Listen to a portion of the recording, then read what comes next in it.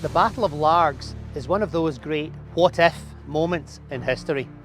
Had things gone differently, the very existence of Scotland itself would have been in jeopardy.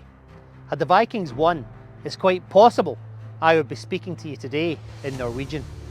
In 1263, the King of Norway, King Hakon Hakonarsson, led a massive fleet of Viking ships with an army who intended to teach a lesson to the fledgling Kingdom of Scotland and reassert Viking rule.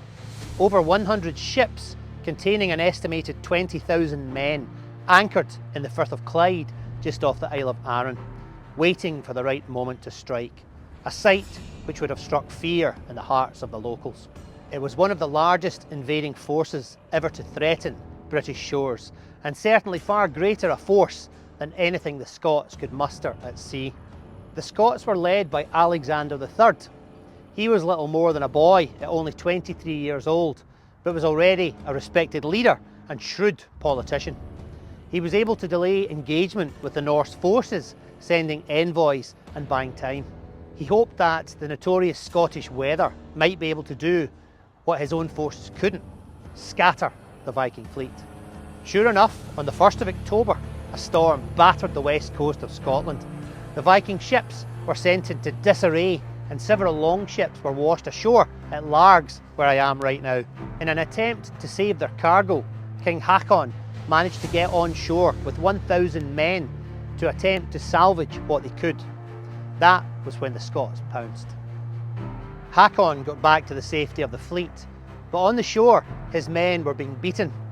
The fighting eventually petered out and the battle became a long-distance shooting match. Neither side had won and eventually ended in a stalemate, with the Norse forces retreating. King Hakon had every intention of returning the next year, but just as the weather had saved the Scots before, fate intervened again. Hakon, an old king by the standards of the day, at nearly 60 years old, didn't live to see the following spring. He died in December 1263 and was the last Norwegian king to mount a military assault on Scotland. His son Magnus, the lawmender, had no appetite for the continuing warfare, and just 3 years later, in 1266, he gave up the Hebrides and the Isle of Man to Scotland. To this day, Largs host an annual Viking festival commemorating the Battle of Largs and Scotland's Norse connections. Here's a picture of me attending the festival when I was around 12 years old.